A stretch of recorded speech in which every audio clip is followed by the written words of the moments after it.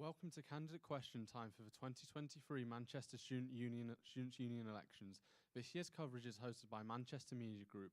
I'm Joe McFadden, the Manc Union's Managing Editor. Tonight and tomorrow morning, MMG will be running hustings for all 8 full-time executive officer roles. The exec officers are the top tier of the union student roles. They are full-time jobs and represent all students, both within the university and to the wider city. These live streams are a chance for you to meet the candidates for each role and hear, in their own words, why you should vote for them. Voting opens this Monday, March 6th, and will be open until Thursday the 9th. All University of Manchester students are eligible to vote and can do so through the Students' Union website or app. Today's first candidate question time is for the role of Union Affairs Officer. Their job is to represent students in meetings with university management, including outgoing Vice-Chancellor Nancy Rothwell, promoting student rights and ensuring the union complies with charity law. All candidates will answer questions submitted by the student body. Each candidate will have 1 minute to introduce themselves, stating their name and pronouns and explaining why they are seeking election for this role. If they exceed the time limit, then I will cut off any candidate who continues speaking. Following this, we will hold 2 rounds for open debate. Any candidate is free to talk, but for no longer than 30 seconds at a time. You can challenge each other's points on any question put forward in this round. Each question will last 5 minutes. After then, we will move on to the next. So, without further ado, let's meet our candidates. So, we have Sarah Bahada, Farah Khan, Jot Rivera, Evan Robinson, Muhammad Ali, Kashal Agawo, Jack Wrigley, and Hannah Mortimer. So,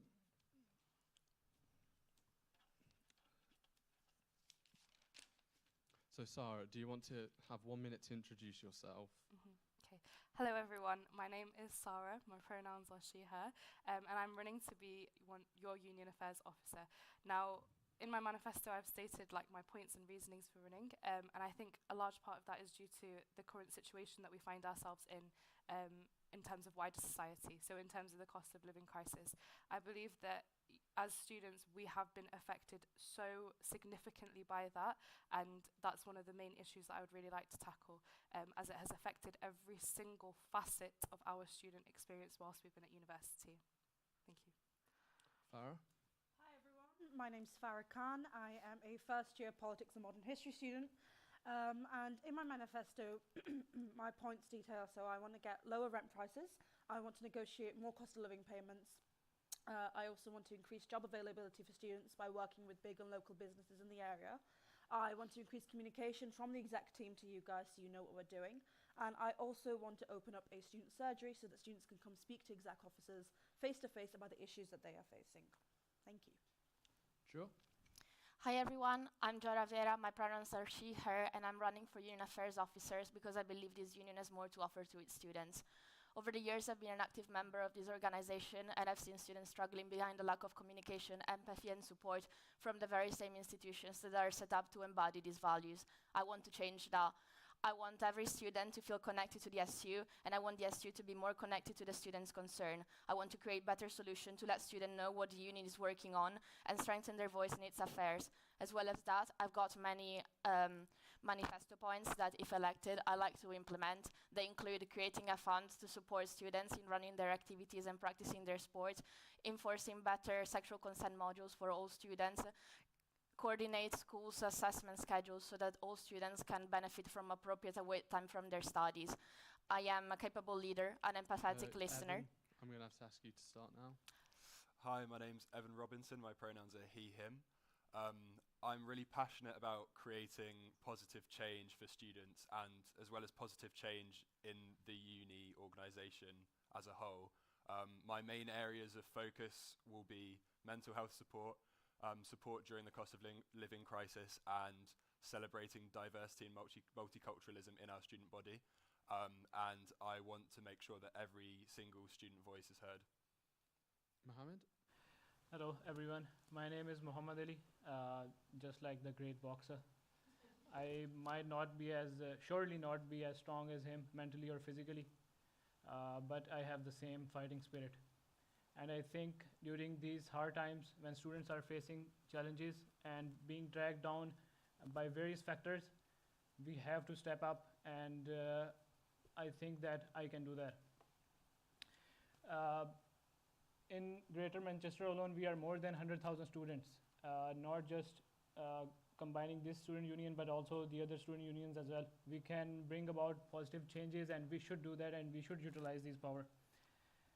Secondly, I would like to say that I would be honored to have your votes. But Mohammed, I'm going to have to stop you there. Kushal. okay, thank you very much. Hello everyone, my name is Khashal and I'm currently doing a master's in marketing. I go by the pronouns he and him. So I'm the kind of person who believes in doing more than expectations of my own and that of everyone else's. In my manifesto, I have two major points to focus on. The number one, the cost of living crisis, and the second, we have housing. You're gonna find more about that in the debate round. And Jack. Hi, I'm Jack, second year sociology student. I've got three main priorities for next year if I get elected. The first is mental well-being, which I wish to increase funding and create a student support system where students can sign up and support each other during those times when it's needed. The second is to focus on ways we can make the uni more sustainable. This might be through increasing workshops focusing on more sustainable ways of living, or forcing the uni to give up its contracts with those fossil fuel companies. The third way is to increase support during the cost of living crisis, which I'll go into further in the next question. Hannah. Hiya, I'm Hannah. I'm a fourth and final year English language and Japanese student. My manifesto focuses a lot on financial support. So the first thing I'd really like to fight for is deprivatising a lot of the food around campus. I don't know if you know, but most of the companies that you'll see around campus are private. They can charge us what they want. I'd like the SU to take over most, catering on campus. But I don't want to stop there. I'd like to see that around Fallowfield as well. If we could collaborate with pubs to get like a lot of affordable student regular events for food and drink, that'd be great as well. And to get SU endorsed food in the Fallowfield campus also, I think that would be absolutely amazing. I also want to negotiate rent costs and standard of living in UOM halls. There's strikes going on at the moment. There's a lot of discussion, and I think it's really important that we listen to that. After that, I want to bridge the gap between the SU and the student body and make sure they know who and when to contact when they want a problem heard. Get more with Mortimer. Thank you. Okay, now I'm going to move on to the two questions. So as previously stated, there will be 5 minutes per question and each of you will be able to speak for 30 seconds. You can speak again for 30 seconds, but once you go over your time, I will have to give the floor to someone else. So, question 1. Plans to tackle the cost of living crisis appear on all of your individual manifestos. This year, the SU exec negotiated a £9 million payout from the university to help tackle it. If elected, what other steps would you take as Union Affairs Officer to support students through the current crisis? Does anyone want to start? Mohammed? First of all, I would like to say that Student Union did a great job raising £9 million. It's huge and it's commendable. Secondly, I would like to do that we should collaborate with other student unions and organizations and try to go to the root cause of the cost of living crisis to advocate for the policies that directly affect these. Secondly, I would like to negotiate with local businesses and landlords to further do that. I'll jump in if that's okay. I think, yeah, I agree with you. The £9 million payout is a huge success for the SU, and that's thanks to the incredible work of our exec team. If elected, I'll make sure that their contribution is not just a parenthesis in the SU work, but is actually the beginning of a process. I want to keep negotiating for better and more affordable services at university, and not forgetting that the students are the priorities here. So I want to advocate for their needs if their needs revolve around rent striking issues and. Anyone else? Can I add to that, if that's Yeah. okay? So alongside what everyone else has said about sourcing funding and grant opportunities, one of the things that I mentioned on my manifesto is about reducing the cost of food on campus as well, because in all honesty, it can be a little bit extortionate. I think another thing is signposting about all of the help that is available to students and making these processes as easy and dignified as possible, because it's not easy to ask for help when you're a student, and to try and make that process as simple as possible is really important. Yeah, thank I'll you. go next. £9 million is great, but individuals, £170 per student. That's less than some people's rent for a week. And I think that we need to negotiate, the student union needs to negotiate more money from the university. I mean, they recorded a surplus of £119.7 million. Why aren't they dipping into that? We need someone to negotiate with them to get more cost of living payouts to students, because £170 isn't enough for student renters who are paying extortionate amounts for rent for just a week. Building on... I'll let you jump in, as the others have already spoken. In addition to what Sarah mentioned about reducing the prices on food, it's very logical to do so, because if we, one of the primary roles of a union affairs officer is to collaborate with other student unions, learn from them, and at the same time teach them as well. If we look at the University of Exeter, they have already come up with a meal deal which provides at only a cost of £2, which is £1.5 lesser than that of any other meal deals available on campus. So if they have done it, I would want to lobby at the University of Manchester as well. Hannah? So like I said in my intro, like lowering food costs on campus is a massive concern for me. MMU currently offer meals like beans on toast for just £1. Don't see why we couldn't offer something like that. Also, I would like to take it further, not just on campus in Fallowfield, like I said, but if we could get in contact with local grocers and have like events where they put discounts on for students, that'd be amazing. It's an incentive for them to get more business for students, and it's an incentive for students to get more affordable food. Yeah, thanks. Evan? Building on what Farah said earlier, I think the £170 was definitely a step in the right direction, but it's not enough. I personally have been on a single-parent household bursary for the entirety of my studies, and I would like to see the parameters widened for that, so it's available to more people. And I would also like to see the introduction of a crisis bursary in situations where students are really struggling and are in dire need of financial assistance. I think I agree with Farah and Evan with what they're saying. The sort of like 9 million was a great start, but the £170 just before Christmas isn't enough to sort of last the whole of the year. And I think with the amount of money that the uni has in the sort of like banks and everything hidden away, it's around like £9 billion. So to not dip into that to help the students, I think that's quite a disgrace. Well, I would like to add that I agree with everyone. They have great ideas, and we should focus more on permanent solutions rather than a one-off payment or something, because 175, 200, 250, 300, that's not enough for the whole year.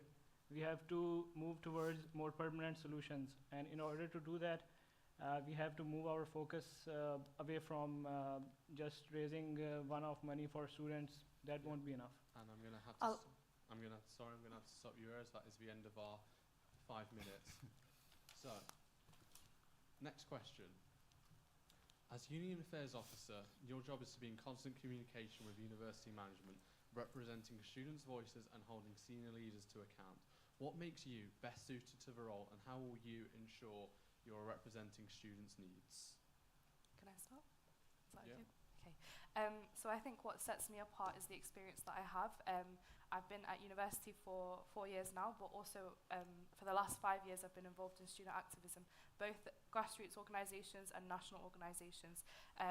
Right now at university, like, I've been on the committee of the Islamic Society, the Friends of Palestine Society, and I'm the president of a medical society.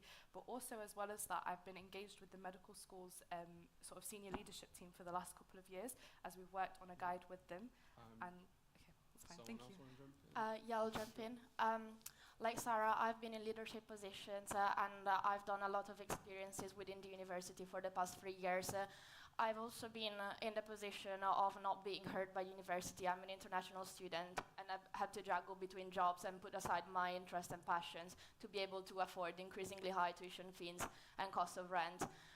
Aside of that, I did a lot of work in partnership with and for the SU, and I know it can do way more to support its students. Yep. Who wants to? I'll go. I was vice president of my college's SU, and when a few weeks after my term started, the multi-faith room was closed. So I negotiated for weeks on end, back and forth, with the principal, senior leadership to get the room back opened. I showed strength and dedication to this cause, and I believe that tenacity and that stubbornness to not back down and say, no, we want our faculty faith room back, I think that makes me best suited to this role, and to get that payment that we need, I believe that I have the skills necessary to get that from the university. Yeah. I do agree with the points which have been made. It all boils down to the practical experience what you hold. In my past, I have led a team of 200 members, an organization, and then after that, I have led a team again in the entrepreneurship cell. What I believe what's most important in this position is, in order to represent students' voice, you need to first be an active listener, encourage them to speak, have extremely well communication skills so that you can articulate that to the university officials with absolute courage. To stop you, Evan. I'm going to build on exactly what Kushal was saying about active listening, because I think that is one of my key skills, and I think that would translate really well into the position of Union Affairs Officer, because it would allow me to incorporate all of the student body's different viewpoints and perspectives into my speech to high up union officials. I share the point about the importance of active listening, and with my campaign, I really want to put across that this role is not about me, it's about me listening to you and advocating for your concerns and the change that you want to make.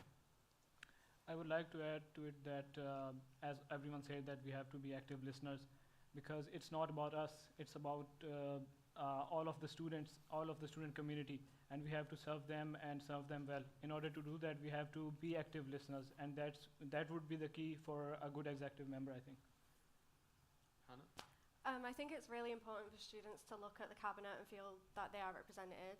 I'm a disabled student, I'm also biracial and South Asian. Obviously, I don't represent the majority of students, but I'd hope that people who see themselves will feel that they'll get authentic and very empathetic responses, and therefore feel more comfortable coming forward with their issues. I think it's easy to kind of say like, oh, I will do this, this, and this, but when you've like first-hand experienced a lot of the issues that students do go through, like you'll have more of a reason to fight for that. Jack, would you like to jump in? I think like in this role, although like listening to the students is a key role, I think sort of being a bit of like, say, a bastard towards the higher ups and the chancellors and that at the uni is like needed to sort of make change.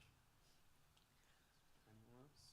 I just want to quickly add to what Jack was just saying. I think, asking the difficult questions is really important, because we need to push people like Nancy Rothwell to give us proper solutions to student issues. I would like to say that I've heard all of you, I've read all of your manifestos. All of us here are very competitive and have great ideas.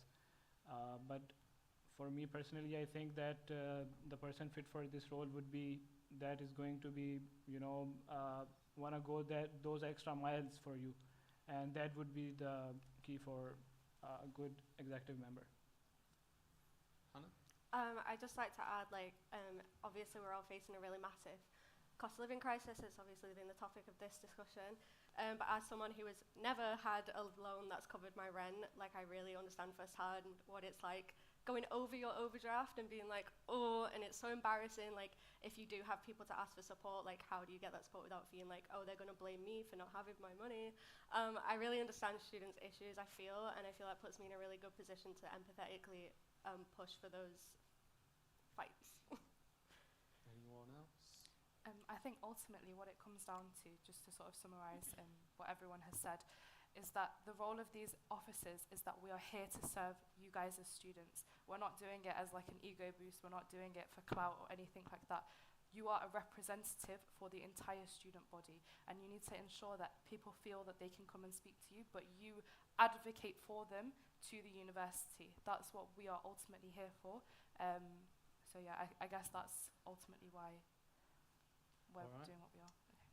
So that's all the time we have today. Thank you to all our Union Affairs candidates for participating, and I wish them all the best of luck in their campaigns. Once again, voting is open from the 6th to the 9th of March.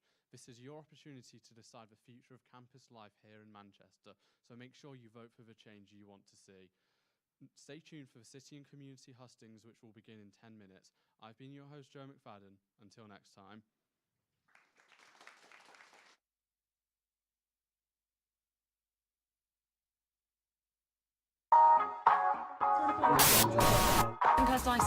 Today I've come here to investigate. And welcome to back to FuseTV. This is your Hi, 90-second I'm news LeadMCR roundup. and you're watching the Hot. And welcome to the first edition of Fuse Fuse News of 2020. The latest edition of Fuse News.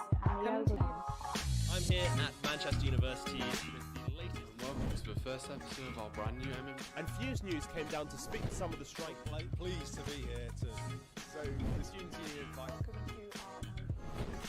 Who are happy to job share. So we're building a London roadwise.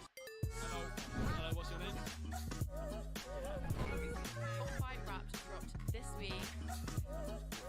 At the University of Manchester have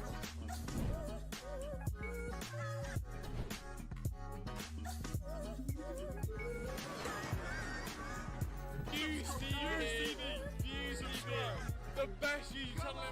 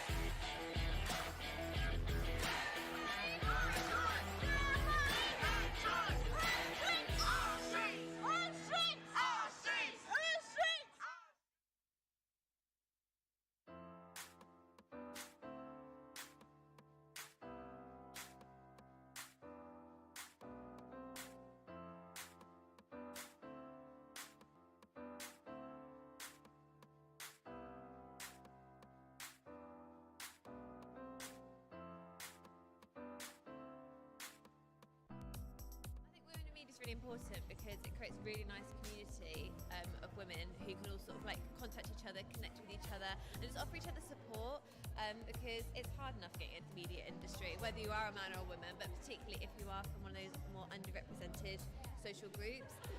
So it just creates a really nice network of support, and everyone here so far has been so lovely and so willing to help each other.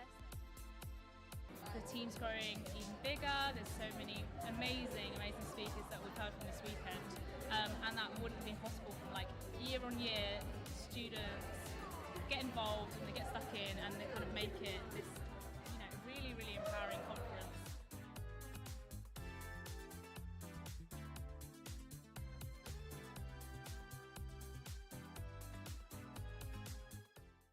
I'm here at Manchester University with the latest issue of the Mancunian newspaper, which has a Manchester-themed crossword in it. And I'm going to test today the knowledge of Manchester University students to see how well they know the city that they live in. Welcome back to this episode of Roadwise. Is anybody not going to a lecture and has 5 minutes for a crossword? How's your Manchester knowledge? Not good. Good. Crossword? Nope. Is there any questions about Harry Styles? Because I can answer those. There are none about Harry Styles. He's not a famous Mancunian, I'm afraid to say. Okay. It isn't actually even a kilometre long. Curry Mile. Curry Mile is correct. Meteorological phenomenon that Manchester is renowned for. The Hubble telescope, is it?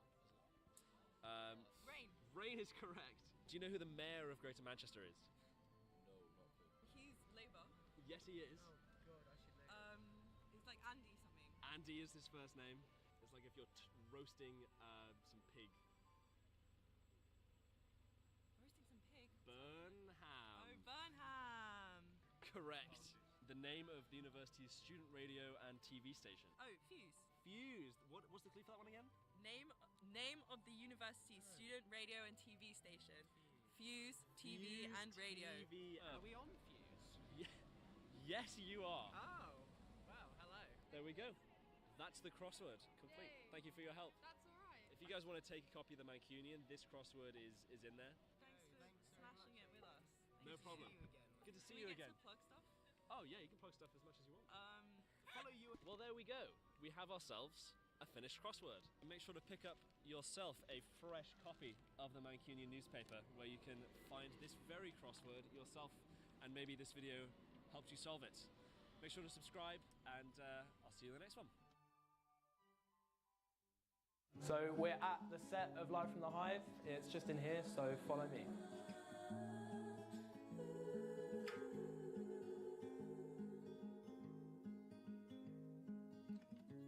He smiled and asked me politely, would you care for a dance with me tonight, please? Look at them with disgust, disconnect from your lifestyle. Solitude answers you in your bed.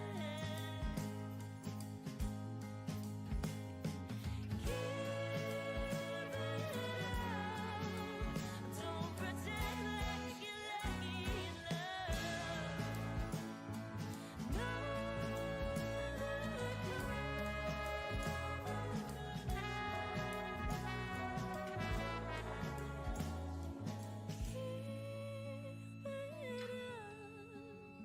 don't pretend like you're lucky in love.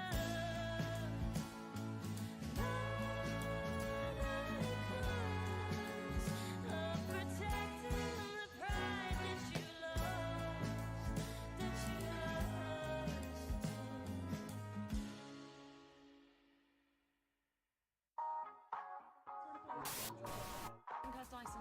Today I've come here to investigate. And welcome to Back to FuseTV. This is your Hi, 90-second I'm news Rona McCann, roundup. and you're watching And welcome to the first edition of News Fuse has the News latest on what you 2020. need to know The before you latest edition of Fuse News. And Wellbeing. I'm here at Manchester University with the latest. Welcome to the first episode of our brand new And Fuse News came down to speak to some of the strike pleased to be here to. So the students' union invites.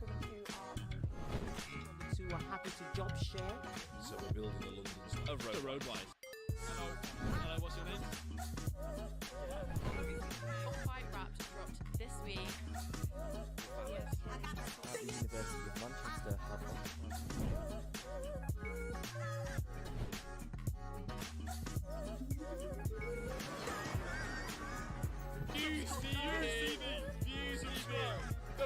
you channel him. City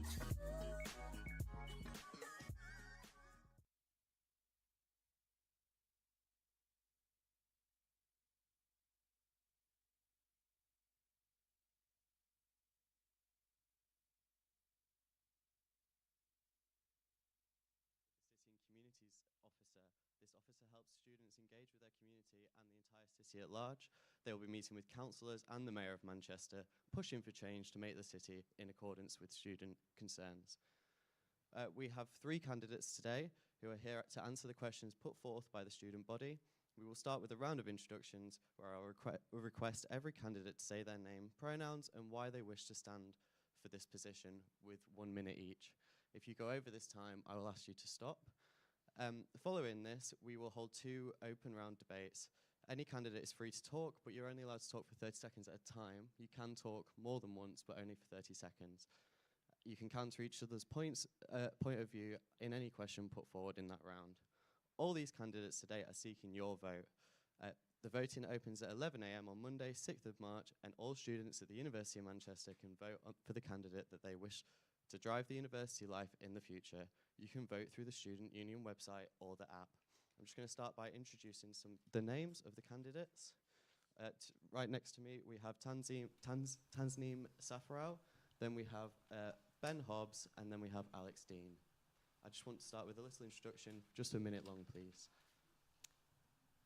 Hi everyone, my name is Tasneem and I'm running for a 2nd term as a City and Community Officer. It's been a great first half of a term, and I think I've kind of realized that there is so much more to be done in this role, and the opportunities that it provides us with as student representatives is truly amazing. We've heard a lot about, £9 million from the university for cost of living crisis tackling, and obviously it's amazing and it's more than any what other higher education institution has done, but that's just kind of the plaster on, or the band-aid for the deeper rooted issues, which is why I want to run again to kind of try and tackle the longer term roots of the problem and try and think more strategically on the bigger side of things. So yeah, hopefully you'll hear more about that in the conversation later. Okay, to move on. Hi, I'm Ben. I want to be your next City and Community Officer. I've lived in Manchester my whole life. I was born in a maternity ward about 7 miles northeast of here. I came to the University of Manchester because I didn't want to leave the city I love. I'm now a 2nd year undergraduate. I'm the school representative for AMBS, which means I already work with senior management every single day. I have 3 themes of policies: cost of living, the student experience, and cooperation. My policies are all available on my Instagram, but I'll run through a few. I want to go further with reduced rent. £170, the Student Union did a great job, but I think we can go further. I want to make financial support more accessible. I want to work with Transport for Greater Manchester further on student pricing for transport. I'd like to introduce sexual health screening at the Student Union, and I'd like to strengthen our relationships with the Mayor, GMCA, TFGM, the City Council, local MPs and community groups. Thank you. Thank you. Can we move on, please? Hi, I'm Alex, and I'm running because, like many other students in Manchester, I've really been struggling with the cost of living crisis. It's likely that if not elected, I will have to take a year out at home just to work and be able to financially support myself in 3rd year, which I think in itself really highlights that there are some serious issues which really need addressing from the university. This is why I'd be focusing on fighting for lowering rent and increased investment into essential appliances like heating systems. I also really want to focus on student involvement within the community. I don't think enough is currently being done to promote things like volunteering, and I think that could be done by making an improved SU app, making it sort of more centralised, easily accessible, where all of the officers could post relevant information to do with their role. Thank you. The rent strike occupation has quickly gone from a local issue into an issue so big it's been raised in Parliament. With the university now threatening legal action, how will you resolve this issue with minimal penalties for the occupiers and ensure that this doesn't happen again? Who would like to start? I'd be happy to go first. Yeah. The rent strike occupation, for me, has shown us just how desperate people are for a change from the university. the demands that the rent strike occupiers are making, they're realistic, they're not crazy. As much as the university would like to sort of push it away as a fringe issue that only a few people care about, it's changes that we need. A 30% reduction on rent payments would make a huge difference to everyone in this university, and I think that the idea of making 40% of halls affordable for I'm sorry, I'm just going to have to cut you off there. Who would like to go next? Yeah, I think this is an issue where the role of an officer is of particular importance. I think I would myself publicly support the campaign, even get involved myself. And I think that when having personal meetings with the university, it's very important to be completely open and transparent with the wider student body and publicly let everyone know exactly what's being said in those meetings, as I think that would really put pressure on the university to not ignore the issue. Tasneem? I think what both of you said is really on point. One thing that's really important, having been speaking to the student occupiers and the rent strikers in general, is that the importance of direct action in the student activism movement, because I think that's what kind of, obviously it brought attention, and I think our role as exec officers is that, we have to take those arguments further in those committee rooms that we get to sit on. Would anyone like to build on anyone's point? I'd like to come back on that. I think what's important to remember is that Manchester is a city that was built on protest and unions. And I think that the student union needs to embrace going further on these things. The university currently has 1,560,360,000 in unrestricted reserves. It would be a drop in the ocean for the university to dig into that and meet the demands of the rent occupiers. And I think what the SU can play in that is going to the university, sitting down and acting as a mediator, getting them to listen. I think with regard to the legal action that has been threatened, that is just clearly an intimidation tactic being used by the university. Legal actions never worked before, so I'm sure that the occupiers will be staying there until their concerns are taken seriously and the university actually try and solve the problem which they've created for themselves. Would anyone like to build any further on this? Or shall we If it's okay, if I can go ahead. I was just thinking about the question, and I think the important thing behind the rent strikers and the occupations happening is that, once again, that is only a symptom of deeper rooted issues, and that shows how broken the higher education system is, specifically the way it's financed. And once again, that's where I think our students' union have so much potential to get involved and lobby further for change, both on local government, but also on the national picture, because we're one of the biggest SUs in this country, and if we don't speak, then who will? Has anyone else got any issues they'd like to raise? On the future prevention of these sorts of issues, I think things that the SU can do, we could, it's important to increase the expectation of communication from senior management, because at this uni it's frankly not good enough. The senior management think that they don't need to communicate to students on a regular basis, but that's how a university should function. And I think what the SU could do is develop a framework on how to deal with these sorts of issues in the future. And related to that, I think the university also needs to admit... I'm sorry, I'm just going to have to cut you off there. Would anybody else like to speak? I think just on the last part of the question, on the bit about ensuring this doesn't happen again, this will happen again if we don't change, once again, the deeper rooted issues here, because students will be broke, students won't be able to pay rent, students will protest, and that will not change until we get this further. So. Okay, thank you for that. We're going to move on to our next topic now.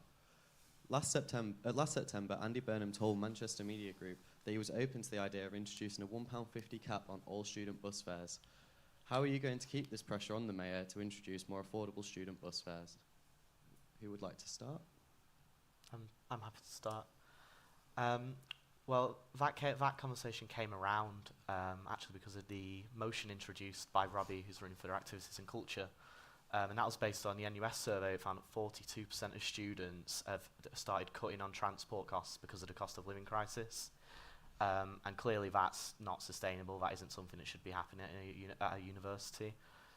When Andy Burnham said he was open to that idea, he said that it was dependent on the data that came back from the new bus fares that were introduced a month later. We're now a complete Sorry, I'm financial... just going to have to cut you off there.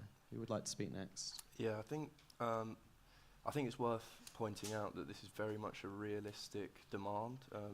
In other cities like London, students pay 30% less than the adult fare. This is only 25% less than the adult fare. I think that there's just not enough publicity for this particular issue, and I really think that if students actually were made more aware that there was a real chance they could be saving money on travel, that they would unite together and actually try and achieve the goal. I think you touched on something really important, which is the way that London works on the transport issue. And I think that's where us as a students' union, we have a lot of power and a lot of voice, because they got together with their different student unions and the different universities and lobbied their local government, and we can do this. And this year we've been building relationships with the Greater Manchester Student Assembly, which is the different SUs that are part of different universities, and these relationships are working well, and I think that's where we can see that we have power and that unity. And obviously more than 120,000 students in Greater Manchester, that's a massive number, and that is one really important population in Greater Manchester. So our voice does have power. I'll carry on. I think that's a great point, because the way that we do this is together with the other student unions. Salford, the Royal Northern College of Music, and Man Met, and the smaller universities and colleges in the city as well. They need to come together with the Assembly and use it to put that pressure on, because the financing is there. Transport for Greater Manchester, it isn't finalised yet, but their financial accounts at the moment show a 10.9 million revenue surplus for this year. That shows that the money is there. It is completely realistic to introduce a £1.50 cap. And I think all we need to do now is be stubborn, not give up, and engage the mayor, engage the city council, engage transport. transport. I'm just going to have to cut you off there. Would anybody like to build on any points raised? Just briefly, I think it's just, we also need to engage the students. As I said, I just really feel like this is an issue that a lot of students don't even know, that there could even be a reduction in travel costs, and I think it's important that the officers build a stronger relationship with the students to alert them to these kinds of issues. I think this also goes into, touches into one of my manifesto points, which is about embedding students into the wider city strategy, because Manchester is a massive city, and whether we like it or not, students are a massive part of that. So I think rather than trying to get ourselves into, solving individual issues that on their own won't be solved as much work as we will do, we need to think about it more strategically and think about the bigger picture stuff and count students from the very beginning of how we think about the city of Manchester. Would anyone else like to make another point? Okay, well, those were the two topics for debate that we had today. Thank you once again. You can vote for the candidate that you think is best. Voting starts on the 6th of March at 11 a.m. and will close on the 9th of March at 3 p.m.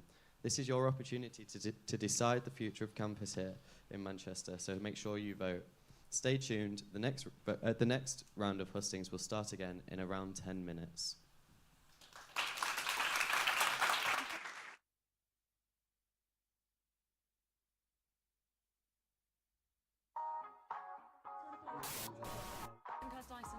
Today I've come here to investigate, and welcome back to FuseTV. This is your 90-second I'm news Rona roundup. McCann, and you're watching And welcome to the first edition of News Fuse has the News latest on what 2020. you need to know The before latest edition of Fuse News. I'm here at Manchester University with the latest. Welcome to the first episode of our brand new And Fuse News came down to speak to some of the strike pleased to be here too.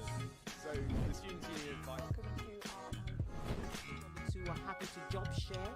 So we're building a London roadwise. Hello, what's your name? Top 5 raps dropped this week. At the University of Manchester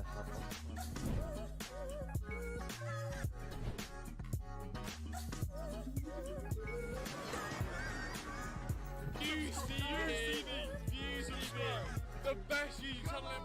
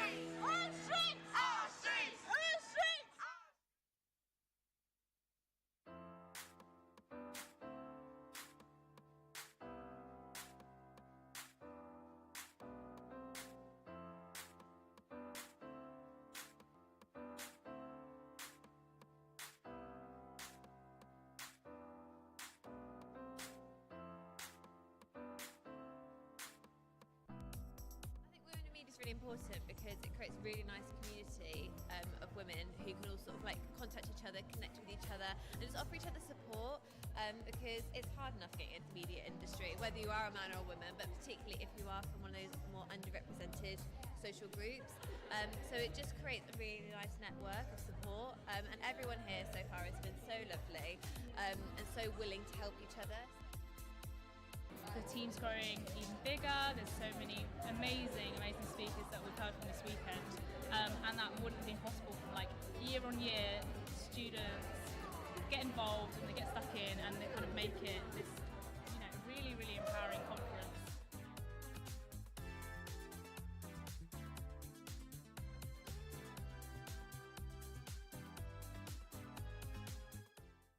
I'm here at Manchester University with the latest issue of the Mancunian newspaper, which has a Manchester-themed crossword in it.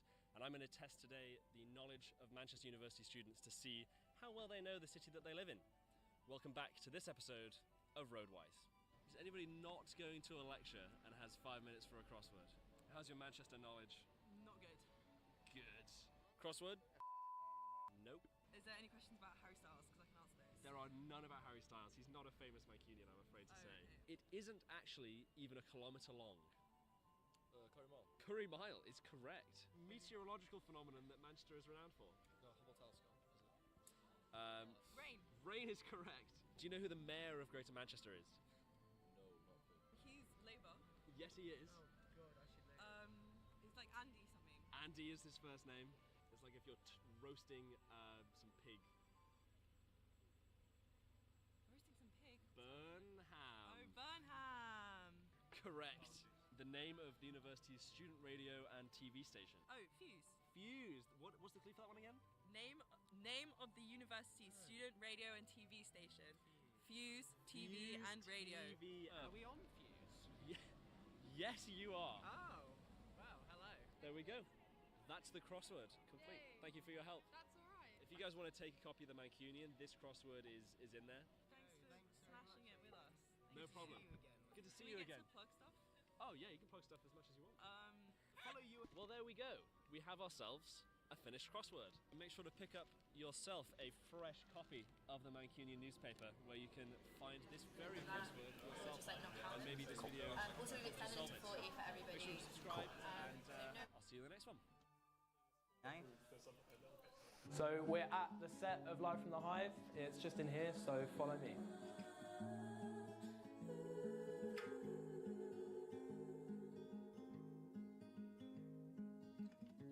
He smiled and asked me politely, would you care for a dance with me tonight, please? Look at them with disgust, disconnect from your lifestyle, solitude answers you in your bed.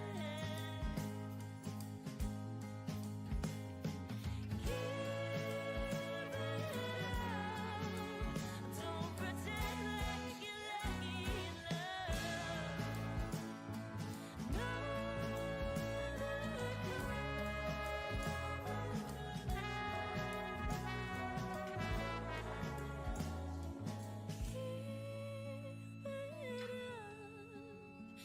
Don't pretend like you're lucky in love.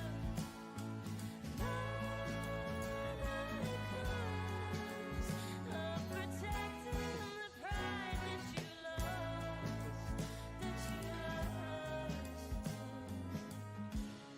Is this all right? Is this the right volume? I need a temperature. Is that the right temperature? Today I've come here to investigate. It is freezing cold. Back to FuseTV. This is your 90-second I'm news Ronan Can, roundup. and you're watching this. And welcome to the first edition of Fuse News of 2020. The latest edition of Fuse News. I'm here at Manchester University with the latest. Welcome to the first episode of our brand new And Fuse News came down to speak to some of the strike pleased to be here to. So the students' union invite. Who are happy to job share. So we're building a London Of Roadwise. Hello. Hello, what's your name? Top 5 rap dropped this week. At the University of Manchester.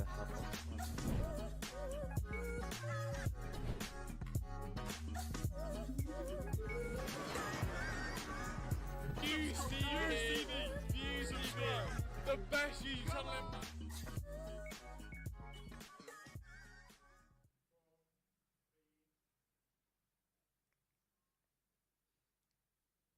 Hello and welcome to the Student Union Candidates Hustings. I'm your host, Max Earnshaw, the current Mancunian Head Opinions Editor. This particular husting is going to be for Wellbeing and Liberation Officer.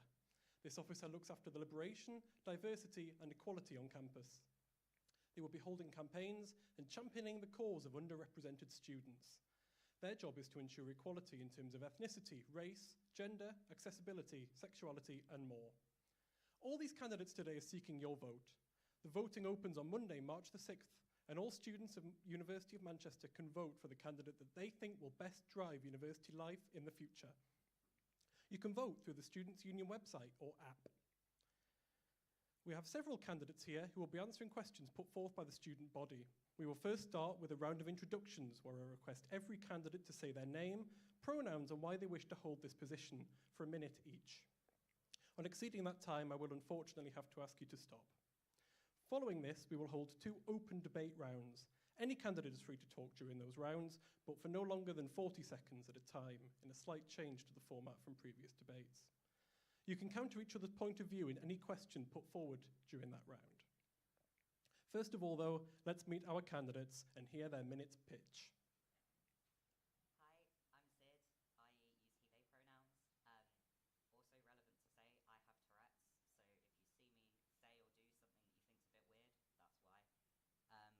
Psychology student.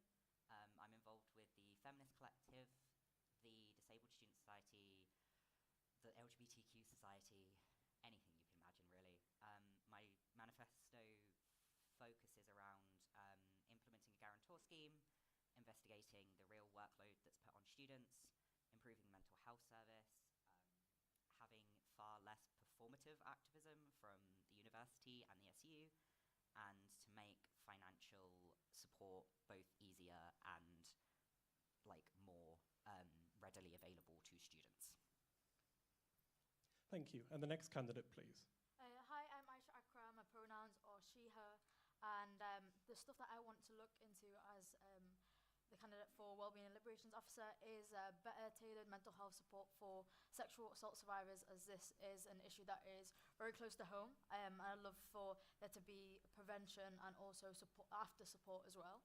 I also want to create an online platform where people from underrepresented communities are able to share their personal stories, so the members of the university can engage in active listening and understand the struggles that people go through.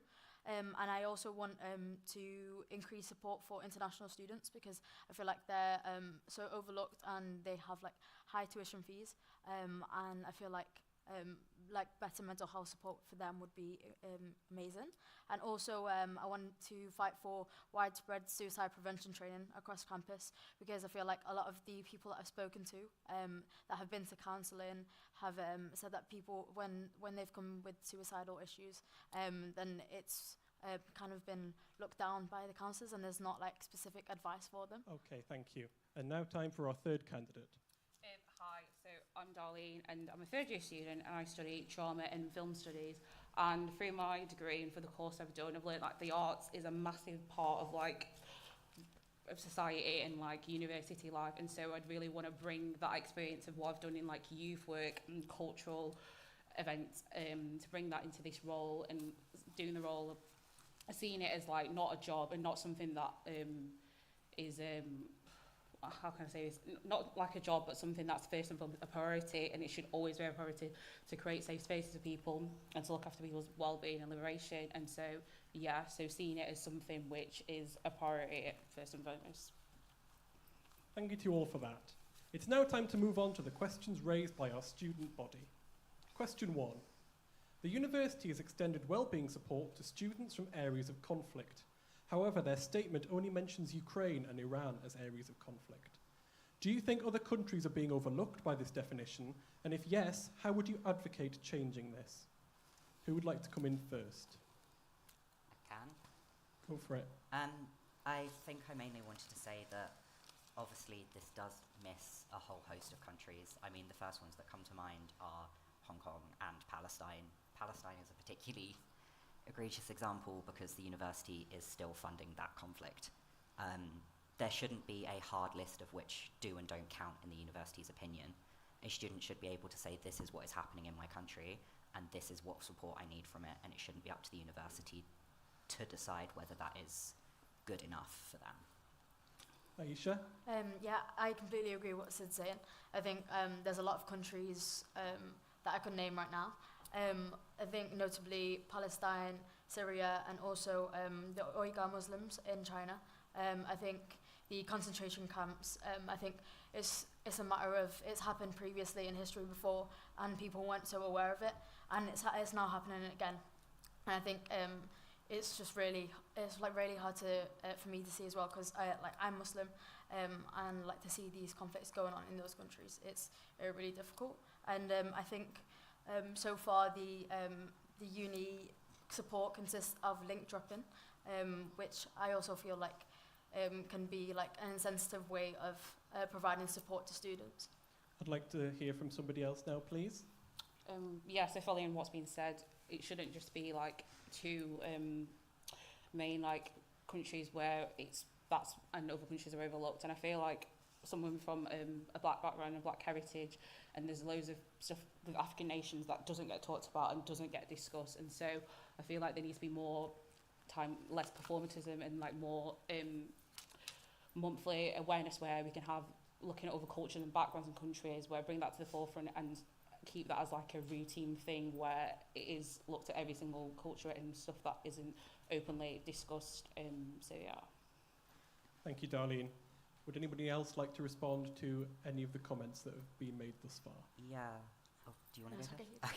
Okay. I think I want to echo everything that you guys have said. Like the support that is offered from the university is a joke, to put it nicely.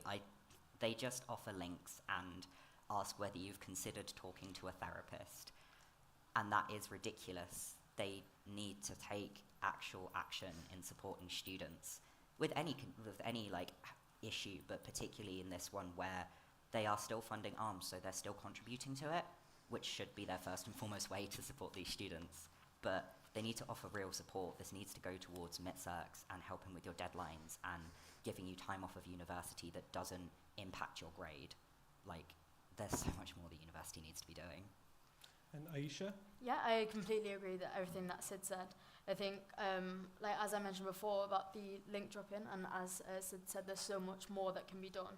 I feel like if somebody comes to you and says, this is what's happening in my country, this is the support that I need, then it should be a given that should be something that the university should be able to do. And one thing that I was proposing is like an online platform where people from those countries can share their stories to allow the university to actually listen to it and not just like assume that they know what's best for the individuals involved, but also actually listen to them and see like what is best, like what wellbeing support is best to offer for you. Thank you.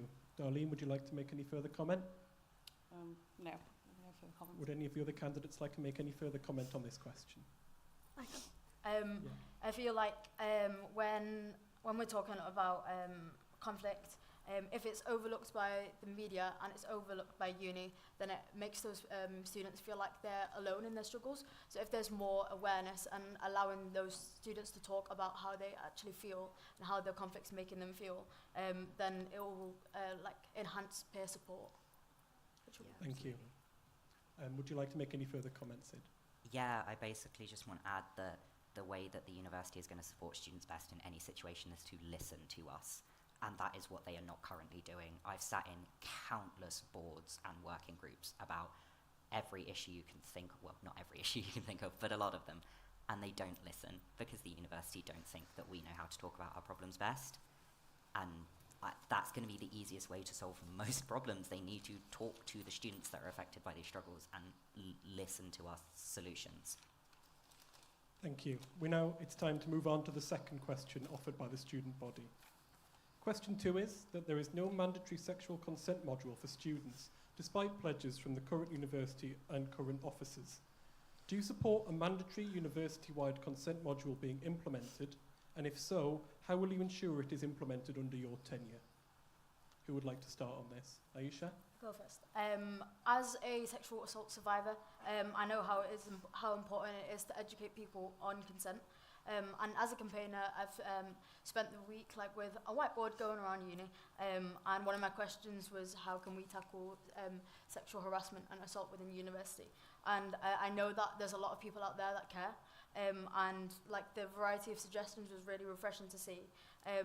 But also, there's something that I saw, there's a compulsory health and safety module within uni, but there's not a compulsory sexual health module, which is something that, at the end of the day, sexual safety and protection from sexual harassment and assault is safety as well. Thank you for that. Would anyone like to make another comment? Sid? Yeah. So I've sat through some of the training that the men's sports societies offer their teams. And again, whilst I appreciate their trying, it is ridiculous. Some of the stuff that they have to tell these men is absolute bare minimum, and it doesn't encompass so much of what we as femme people face on campus and on this campus. But I also want to emphasize that I don't think it should just be students that have to have this mandatory training.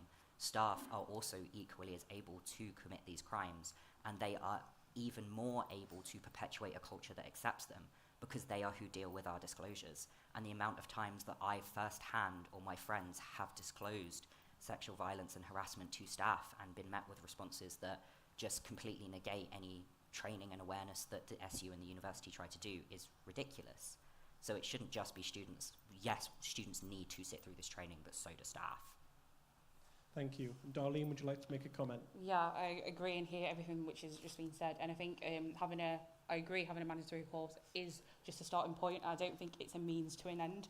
I think it's about opening up that conversation. I think with a lot of sexual education, it's still very much taboo and not spoken about. So having that as a starting point to have wider change, I think is very important.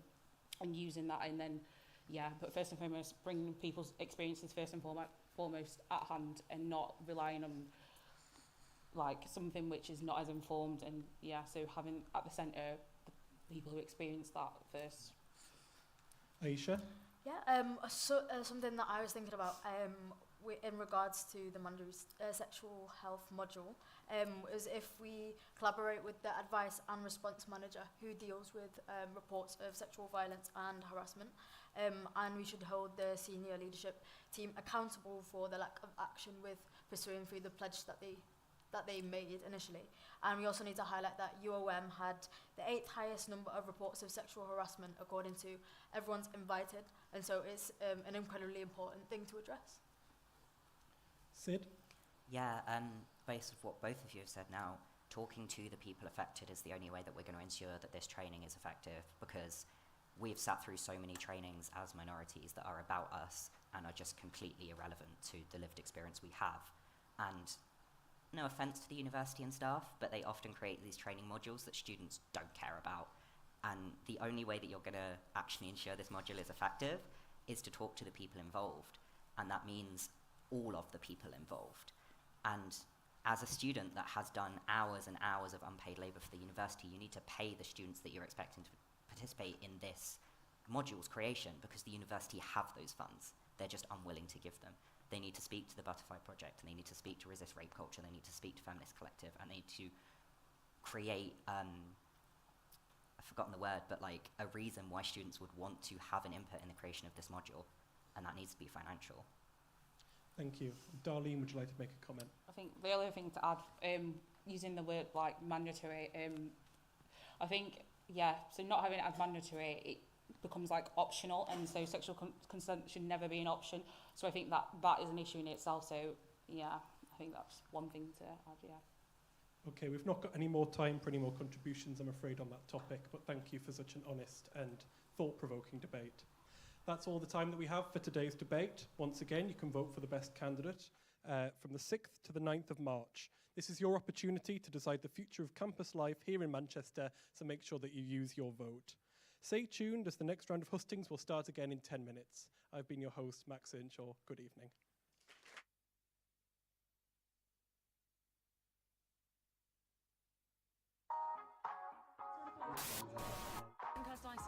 Today I've come here to investigate. And welcome to FuseTV. This is your 90-second I'm news LeadMCR, roundup. and you're watching the Hot. And welcome to the first edition of Fuse News of 2020. The latest edition of Fuse News. I'm here at Manchester University with the latest. Welcome to the first episode of our brand new And Fuse News came down to speak to some of the strike. Pleased to be here so the students union invite. Who are happy to job share. So we're building a London roadwise. Hello, what's your name? Top 5 rap dropped this week. At the University of Manchester have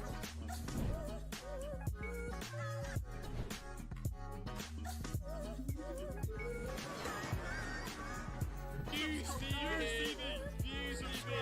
the best YouTube channel.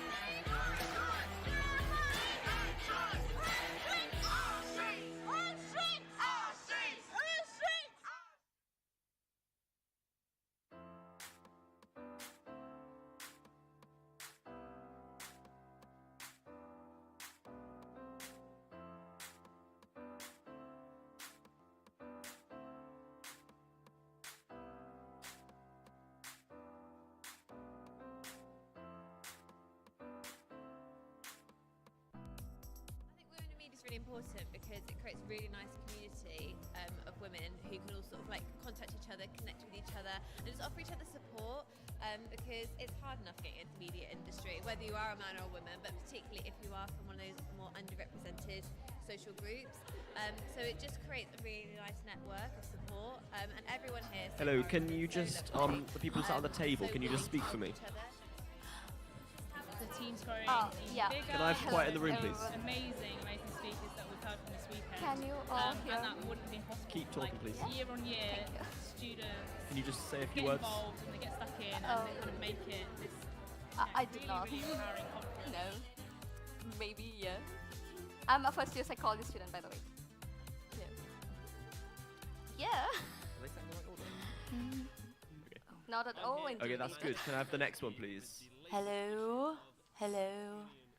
I'm Evie. I'm a politics student. That's great, thank you very I'm much. very nervous. And can I have the host, please? Hello, yep, testing. Can you hear me back there? That is All good? fantastic, thank you. To a lecture and has 5 minutes for a crossword. How's your Manchester knowledge? Not good. Good. Crossword? Nope. Is there any questions about Harry Styles? Because I can answer those. There are none about Harry Styles. He's not a famous Mancunian, I'm afraid to say. It isn't actually even a kilometre long. Curry Mile. Curry Mile is correct. Meteorological phenomenon that Manchester is renowned for. No, Hubble telescope, is it? Rain. Rain is correct. Do you know who the mayor of Greater Manchester is? No, not really. He's Labour. Yes, he is. Oh god, I should know. He's like Andy something. Andy is his first name. It's like if you're roasting some pig. Roasting some pig. Burnham. Oh, Burnham. Correct. The name of the university's student radio and TV station. Oh, Fuse. Fuse. What's the clue for that one again? Name of the university's student radio and TV station. Fuse TV and radio. Are we on Fuse? Yes, you are. Oh, wow, hello. There we go. That's the crossword complete. Yay. Thank you for your help. That's alright. If you guys want to take a copy of the Mancunian, this crossword is in there. Thanks for smashing it with us. No problem. Good to see you again. Can we get to plug stuff? Oh yeah, you can plug stuff as much as you want. Follow you. Well, there we go. We have ourselves a finished crossword. Make sure to pick up yourself a fresh copy of the Mancunian newspaper where you can find this very crossword yourself, and maybe this video helped you solve it. Make sure to subscribe, and I'll see you in the next one. So we're at the set of Live from the Hive. It's just in here, so follow me.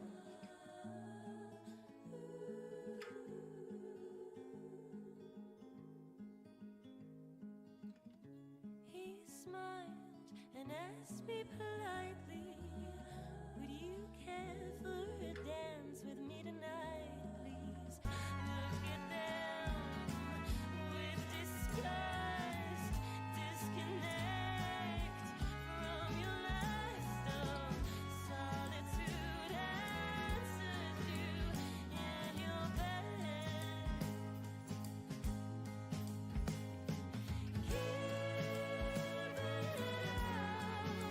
Don't pretend like you're lucky in love. No,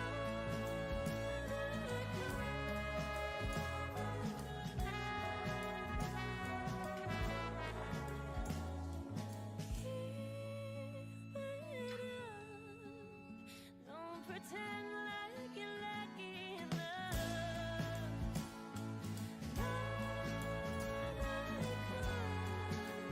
Of protecting the pride that you lost,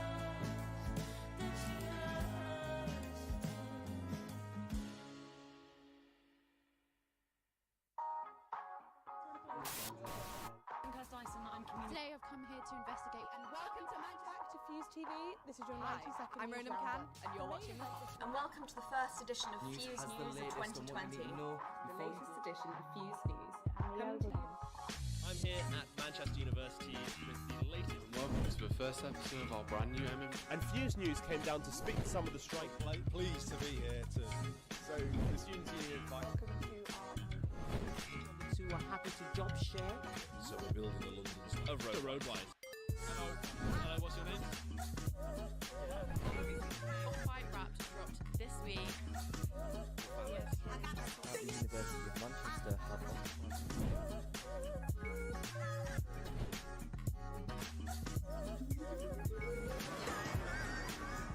FuseTV, the best YouTube channel in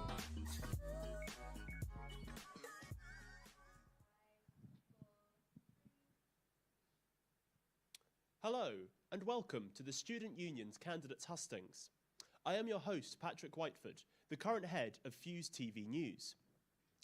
This particular husting is going to be for the Wellbeing and Liberation Officer. This officer looks after liberation, diversity, and equality on campus.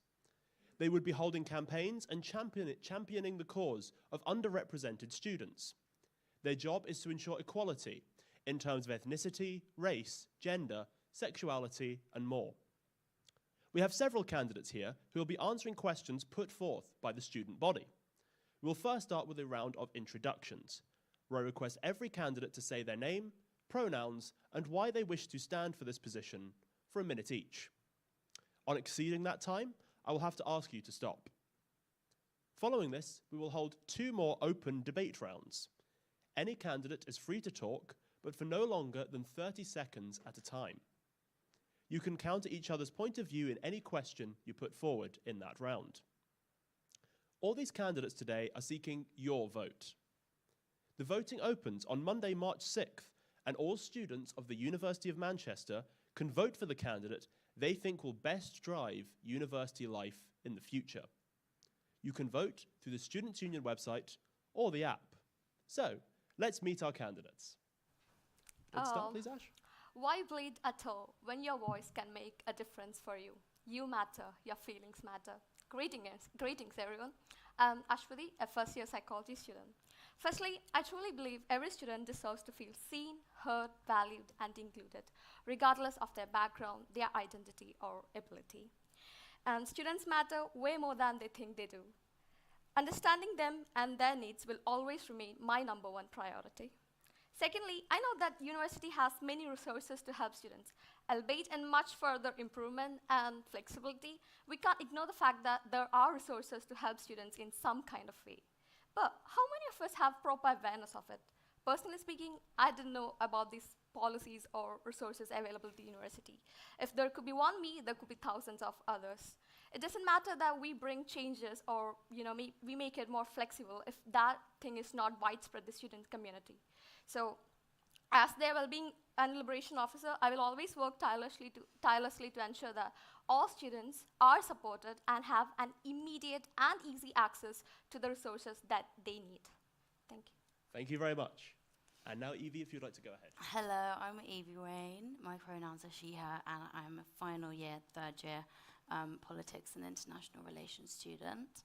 And my manifesto basically surrounds 3 main points. So boosting and individualizing mental health support, boosting cost of living measures, and ensuring that syllabus and campus produce a safe and inclusive experience for everybody. My reasons for standing basically surround my first year experience. So in 2020, like many other people, I came to halls under the impression that we were going to get hybrid learning, and also excited to immerse myself in societies and in the city. Instead, we were locked into our accommodation within the first few weeks. We had a student suicide, and their response was to fence us in. And it was just very substandard accommodation, substandard support. And we were met with inspirational quotes, posters, very performative actions when we needed such serious Evie, I'm afraid Sorry. we're going to have to stop there, but thank you very much. But we will now move on to our first question. The university has extended wellbeing support to students from areas of conflict. However, their statement only mentions Ukraine and Iran. Do you think other countries are being overlooked? If yes, how would you advocate changing this? Would either of you like to go first? I don't mind going first. Go ahead then. I think, absolutely, other countries are being overlooked. To me, their statement is completely performative. And it's it represents how the uni sort of is picking and choosing different trending crises to appease public opinion, rather than show a genuine desire to implement, fund, research, universalise welfare when it has more than necessary resources to do so. Thank you very much. Now, Ash, would you like to go ahead with it? Yes, it's definitely possible that many countries are being overlooked in universities' well-being and liberation support. And personally, I do not can name like many countries that are being overlooked, so that I will conduct research and gather data on the well-being needs of students from areas of conflict. This can help identify which countries are being overlooked and what specific support is needed, because there are a lot of underdeveloped countries too. So it's not always possible that really underdeveloped country students only have issues. It is not limited to just that. There are many other students in this area of conflict that needs the support. So I think conducting a vast research on university is basically the first thing that I would do to identify the students. And also that I will reach out to the students from countries that are overlooked in the university's well-being support and listen to their experiences and their needs, because they are the only ones who know. Thank you very much. That's all the time we have. Yeah, sorry. Of course, we've only got 2 of you, so if either of you have any more points to make, please feel free to go for them. Yeah, I've got kind of 2 main ways I would like to advocate for change in terms of the way that the university would handle the welfare of students coming from conflict-ridden countries. Also, not just conflict-ridden countries, but authoritarian regimes, places where there's widespread persecutions of, especially looking at intersectionality, so LGBT people, for example, and so recently, we can't forget the other places where conflicts going on, for example, Afghanistan. So recently, women have been banned from going to university. Why not put them on the Global Futures Scholarship Program, identifying new places, and then speaking to student voices who have got that lived experience, so societies including refugee and asylum seekers, Conversation Club, Amnesty International, and also the Humanitarian Crisis Response Department. I mean, we've got academic expertise and student lived experience that can collaborate to create a more kind of accurate and inclusive welfare. Thank you very much. Ash, would you like to make any more Yeah, statements or respond? Yes, of course. I feel like the universities, or as the ESSEC team, also needs to host events and workshops so that this awareness is widespread and the students from all the communities can take part in it, and so that the campus can be more inclusive and supportive to the students in need. Thank you very much. Thank you. Do either of you have any more points to make on this matter? Yeah, I just wanted to say, I think that for the uni to even make statements seeming to care for students coming from conflict-ridden countries seems like another false promise, when the university's, one of its core values is humanity, and that should not discriminate against where people come from and decide whether people are eligible for welfare or not. And I think the university represents to so many a place of refuge and opportunity, and that should not be another false promise. Thank you very much. We'll have to move on to the second question now, so we'll jump onto that. There is no mandatory sexual consent module for students, despite pledges from the university and current officers. Do you support a mandatory university-wide consent module being implemented? And if so, how will you ensure it is implemented under your tenure? Would either of you like to go first? Can I go first? Yeah, go. No means no. I'm not sure means no. I am tired means no. Not enough means no. Anything other than yes means no. And it is unfortunate and really pathetic, I'm sorry to say that, but really pathetic that many don't know this. So promoting consent, addressing rape culture, promoting awareness around them, and encouraging reporting is key factors to build a safe, respectful, and supportive campus culture. And so, of course, I think sexual consent module is very, very important to be, compulsory and mandatory. Thank you very much. Evie, would you like to make a point on this?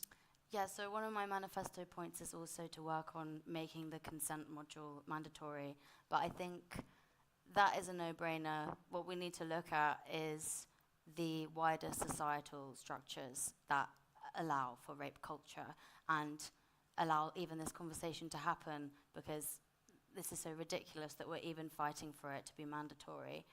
I also think that it should, in keeping with that, it shouldn't just be a module, because, you know, people can go, if it's mandatory, tick a box, go home, go back on Reddit, go into their networks of Andrew Tate misogynistic supporters.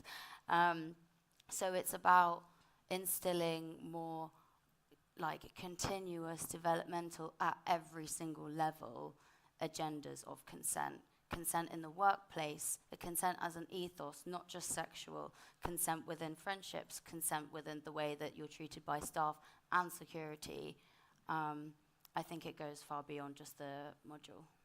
Okay, thank you very much. Do you have any more points to make on this? Yeah, I think in every course there's a mandatory unit called safety hazard measures. If safety hazard measures is something that needs to be taught to the students because it's related to safety, so then why not sexual consent module? Is it that not include safety?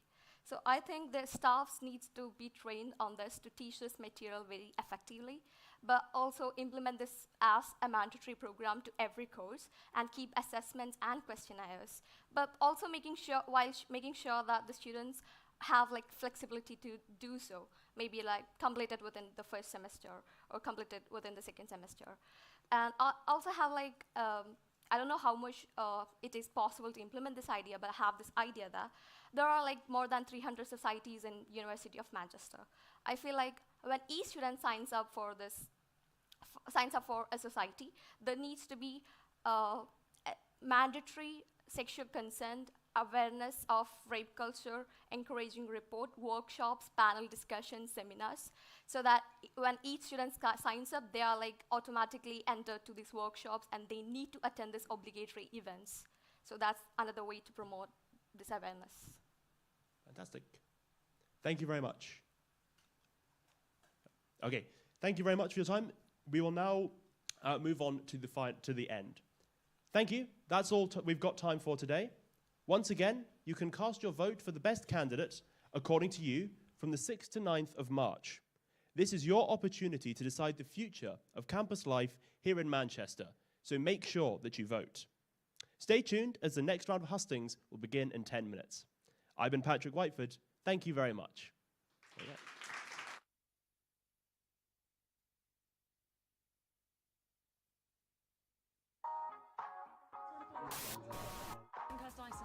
Today I've come here to investigate and welcome back to FuseTV. This is your 90-second I'm news Rona McCann roundup. and you're watching And welcome to the first edition of Fuse News of 2020. The latest edition of Fuse News. Coming to you. I'm here at Manchester University with the latest. Welcome to the first episode of our brand new And Fuse News came down to speak to some of the strike. Pleased to be here too. So the students' union invite. Who are happy to job share. So we're building a London roadwise. Hello, what's your name? Top 5 rap dropped this week. At the University of Manchester have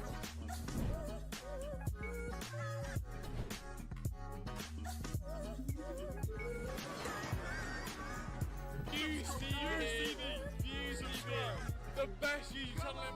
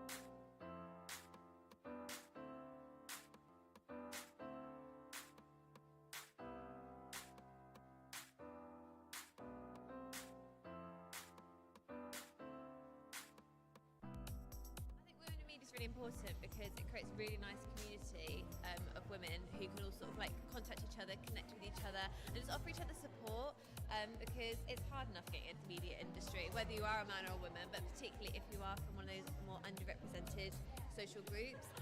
So it just creates a really nice network of support, and everyone here so far has been so lovely and so willing to help each other.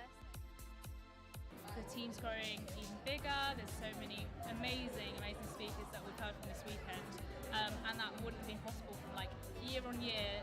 Students get involved and they get stuck in, and they kind of make it this, really, really empowering conference.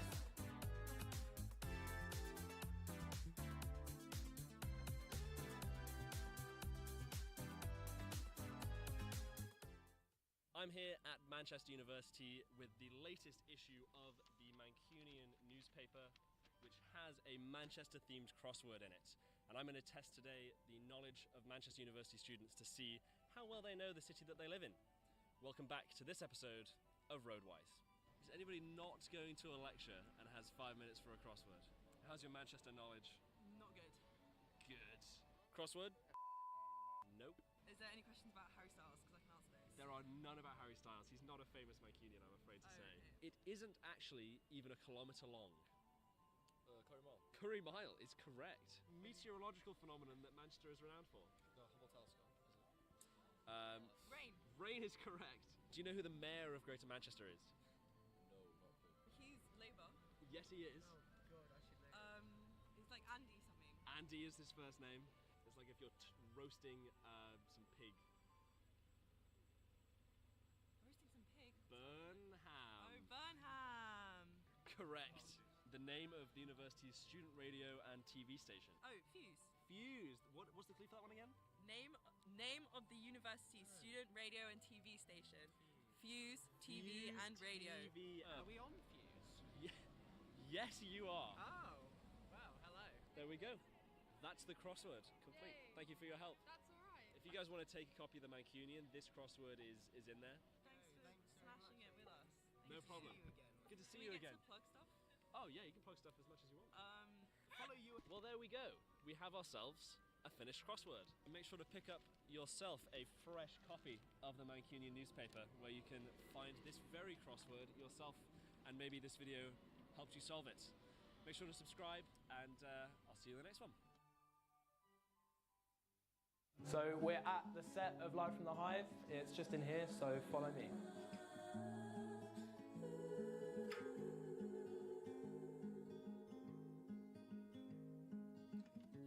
He smiled and asked me politely, would you care for a dance with me tonight, please? Look at them with disgust, disconnect from your lifestyle, solitude answers you in your bed.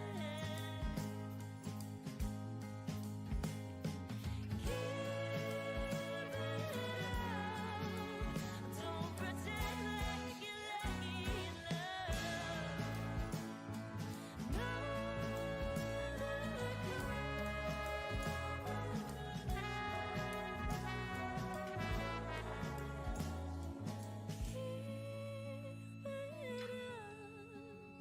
don't pretend like you're lucky in love.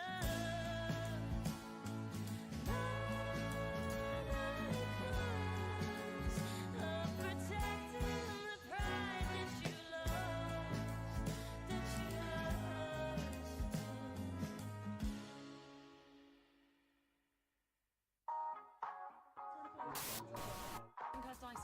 Today I've come here to investigate. And welcome to Back to FuseTV. This is your 90-second I'm news Rona McCann, roundup. and you're watching And welcome to the first edition of News Fuse has the News latest on what we 2020. need to know. The latest edition of Fuse News and Wellbeing. I'm here at Manchester University with the latest. Welcome to the first episode of our brand new And Fuse News came down to speak to some of the strike. Pleased to be here too. So the Students' Union invites. Who are happy to job share. So we're building a London Roadwise. Hello. Hello, what's your name? Top 5 raps dropped this week. At the University of Manchester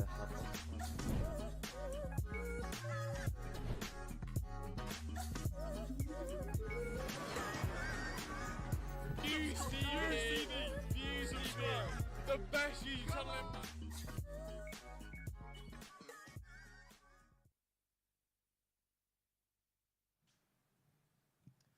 Hello and welcome to the Students' Union Candidates Hustings.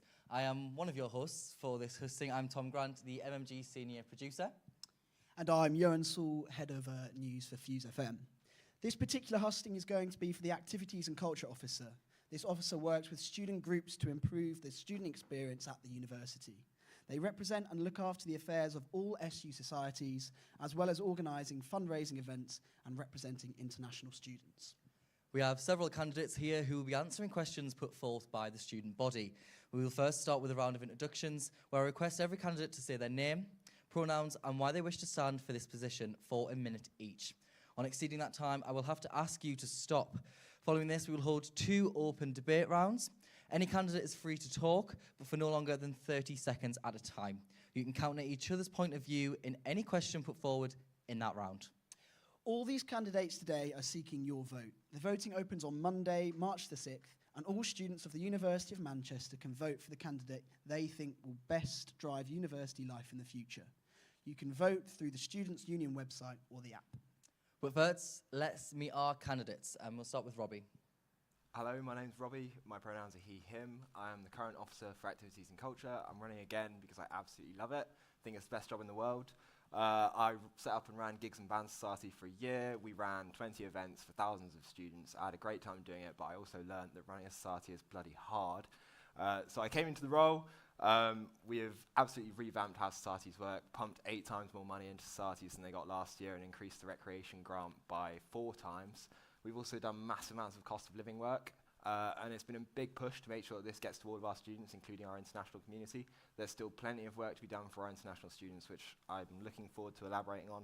Outside of this, I love my music, I play guitar, love hip-hop, and went to the Peaks at the weekend. It was quite nice. Lovely to see you all. Hello, everybody. My name is Khalid. I am an international student, and I'm here with my family. My wife also, she's an international student with me. She studies also in the same school. We have also 2 kids.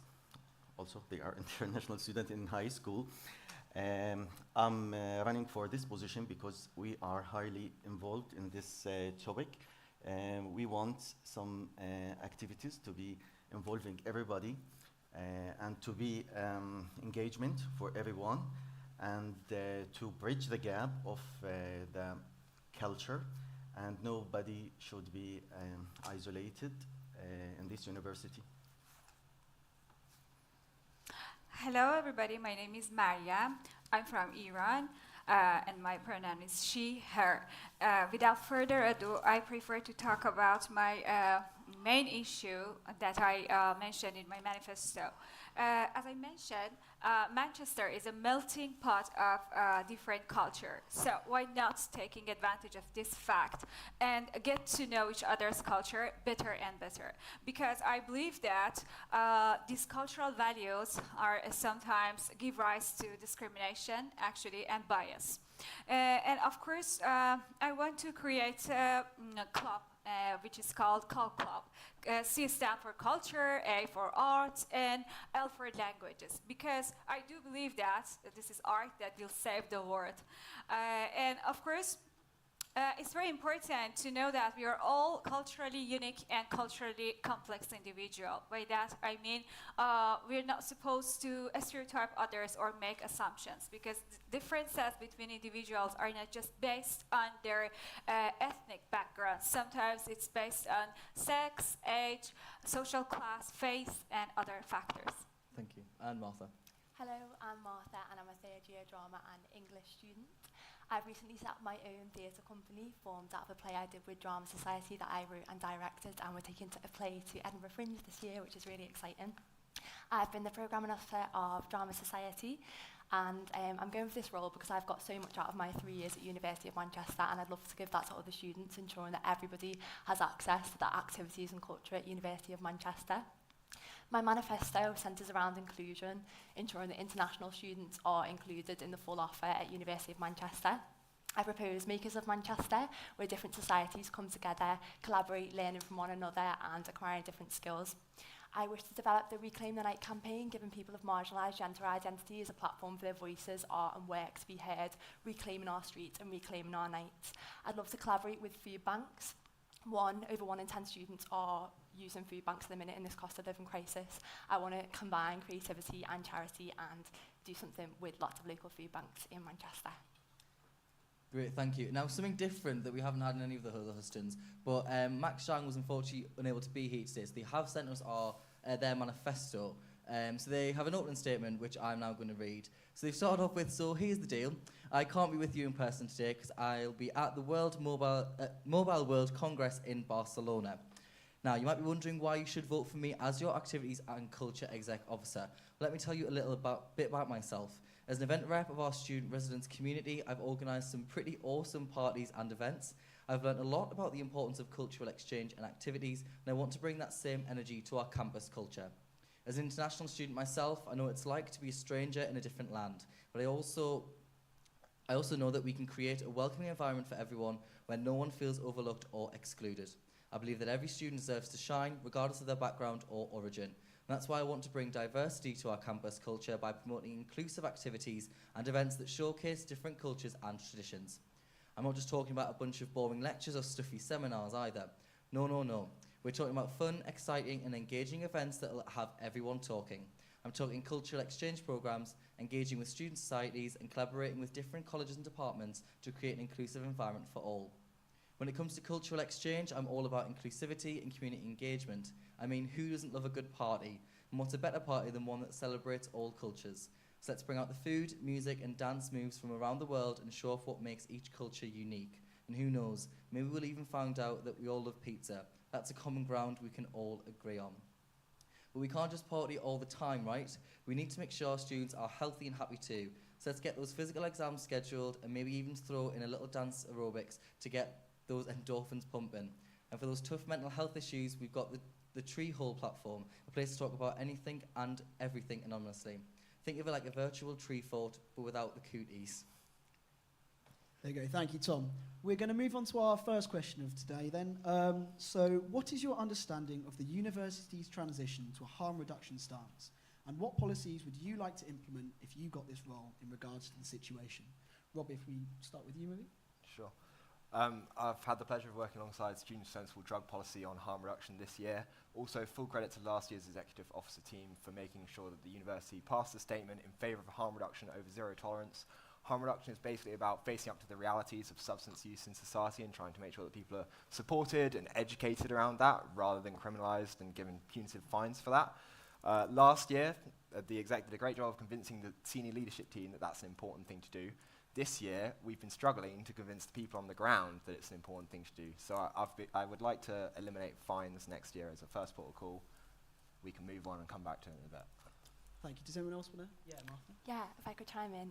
Yeah, I completely agree with Robbie. I don't think we can say that this harm reduction stance has been implemented until we get rid of fines.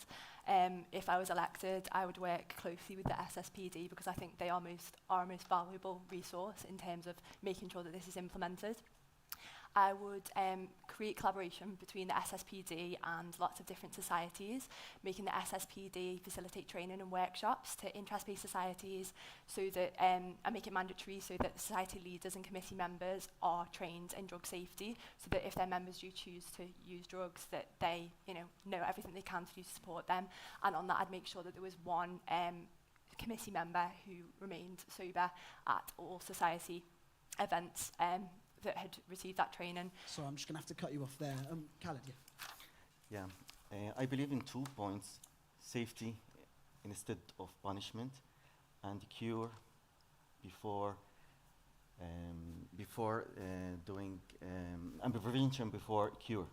So instead of punishing a student for dealing with these drugs, we have to educate them, and we have to arrange something like orientation week, especially for people who are now non-aware of this environment, and to be aware about the danger of these medications and about illegal medications and about the misuse of them.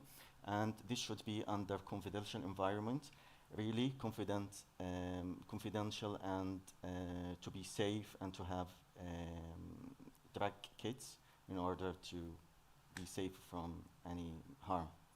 Great, thank you.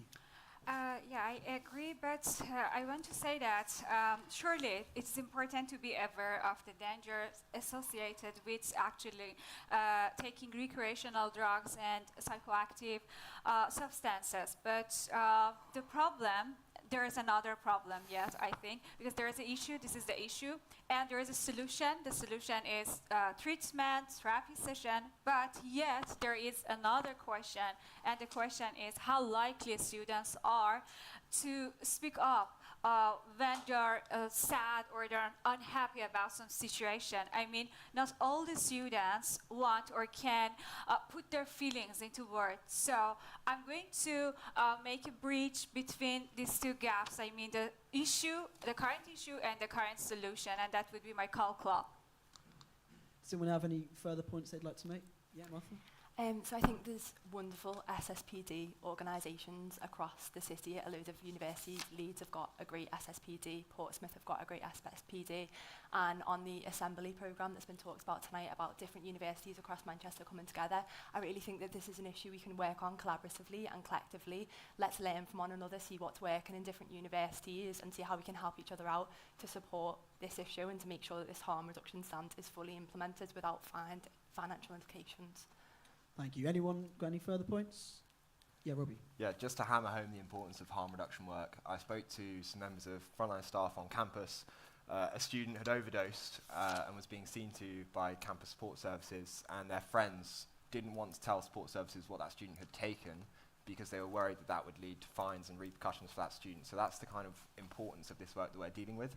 I think there's a flip side to this. It's not just fines and education and making sure that students aren't getting punitive action. It's also about the relationship between students and campus support and security, which is a massive issue right now. The last 2 weeks have shown that the kind of disconnect between campus support and security and students is just enormous. And until students feel like that those members of staff are on their side, this work is never going to really hit in the way that it needs to. Great, thank you. Yeah, Khaled. I think no student should be treated as a criminal, and he should be treated as a victim. All of us, after the pandemic now, none of us feel well, and most of us suffer some kind of well-being. So maybe some of these students, they use these medication in order just to feel well. So we have to provide them the proper atmosphere and the confidential environment, and to support these counseling services and fund them in order to provide better services. Great, thank you. Right, we're going to move on to our second question. Is it Tom? Yeah, so our second question submitted by the student body was, international students make up roughly 1/3 of students at the University of Manchester. And as Activities and Culture Officer, you'll be representing international students as well. Now, you are only 4 candidates of the 18 that are applying for Activities and Culture. So given this, what have you included or not included in your manifesto to support international students? Yes, Khaled. Actually, I'm deeply included. I'm an international student. I mentioned that. And I'm one of the 18,000 international students in the University of Manchester. Actually, there are lots of topics. They are overlooked, or lots of topics they are nobody aware about in the university. Example, when we came as a family, nobody aware about how family, international family can suffer, starting from renting a house, open a bank account. There is a dilemma between if you want to open bank account, you should have an address. If you want to have an address, you should have a bank account. So it's a vicious circle. And especially if you have kids, you want to start a new school, and there are lots of topics. That's great. Thanks, yeah. Charlie. We're going to move on to someone else. Has anyone else got something to say on that? Yeah, Robbie, yeah, of course. Yeah. So, as you know, representing international students this year, I have done a lot of educating myself because I am not an international student. Looking ahead to next year, I really want to tackle the root of the issues of higher education, Now, international students get rinsed for all their worth by universities, and that is a very conscious decision by the government, which tells them on their visas that they cannot get engaged in political activity. Until we overcome these boundaries, international students will never have a proper voice. Now, I'm not going to perpetuate those neo-colonial issues by saying that I'm going to be that saviour, but what I am going to do is try and help build a really strong International Students Association so that international students have the platform. And then, you know, as part of the role as Officer for Activities and Culture, I can get them in the rooms with the right people and pull some levers here and there. So I'm not going to do it all by myself, because that would be foolish. I want to enable the international students that make up this wonderful body of students to speak for themselves. Yes, Martha? Yeah, so we've got a thriving international society, which actually isn't officially a society at UOM, but I've had the privilege of attending an international society event this week, actually, and from chatting to a number of international students, it's felt by a lot of international students that there's a sense of segregation between international society and interest-based societies. So part of my manifesto was to bridge that gap and to create maximum liaison between interest-based societies and international society, ensuring communications are out there of the full offer of what is on at UOM so that every student has access, particularly international students, to the full offer. I think a big issue is international society is for all people, and not many British students at all attend that, and I think a lot of international students come to this country to sort of experience that sort of quintessential British culture, and that is not sort of part of international society at the minute, so I think there's more we can do to bridge the gap with that and sort of get more home-based students involved in international society to sort of learn from one another about each other's cultures and work together to have lots of, you know, great experiences within societies. Thanks, Martha. And Mariam? Yeah, actually I have mentioned international student, but not directly. I said melting pot of different culture, which actually serve the same purpose. I am an international student, as I mentioned. I come from Iran, and I'm sure that by now most people have heard about the situation and conflict in my country. So I know well how it feels when people are under pressure, but still need to be hopeful about the future and don't give up. I can help people because I am in this situation right now. And I know how it might feel when you get homesick, you're alone here, you don't have family. I remember exactly the time that it was I would say it was Christmas break. My friends were just with their family. My friends, for example, one of my lovely friends who is here soon, come back to Oslo. I was alone here, and I got homesick. So in that moment, I come up with club idea to help people to have a home away from home. Thanks, Mariam. Has anyone else got anything to say on that? Yes, Khalid? I think there is a misconcept that international society, it's only contain everybody except the British people. We came here to meet new friends from the local country. And I think it's a shame that we will leave somewhere that we don't have a full list, or our phone is full of lots of names from everybody of the world. We should celebrate our diversity. We should teach each other about our different cultures. We should maybe try new types of food, and we see different customs. I think we should fix this thing and bridge the gap of cultures, and maybe we will be the hope of building a new peaceful world. Thank you, Khalid. Has anyone else got anything to add to that? Yes, Mariam? Yeah, I just want to add that we all have cultural values, and these values are neither positive nor negative. They're just different. And it's very important to get to know each other's culture better and better. Thank you. Has anyone else got anything to add? No? Yes, sorry, Robbie. Yes, yes, that's right. I mentioned last time I spoke about sort of building a base for international students. That forms one of my core manifesto points around helping you change the world around you, allowing students in to the power structures of the SU to start changing the world. Another of my main manifesto points is about a city strategy. Now, housing is the primary concern for international students if you look at the International Student Barometer, which you can find on my page. Housing is something that I want to tackle as part of a students' livable city strategy for Manchester. We've already spoken to Andy Burnham about it. He is keen, so I would love the opportunity to take that forwards. And I would also like to say that you guys have all been fantastic, and it's been a pleasure campaigning alongside you. You'd all be brilliant activities and culture officers. Thank you, you too. Thank you. Same Thank set. you. Thank you, guys. So that's all the time we've got for today. Once again, you can vote for the best candidate according to you from the 6th to the 9th of March. This is your opportunity to decide the future of campus life here in Manchester, so make sure that you vote. That's the end of today's hustings, so thank you to all the candidates and those who have been watching. Join us again tomorrow morning at 9 a.m. We've been Yoan and Tom. Thank you very much.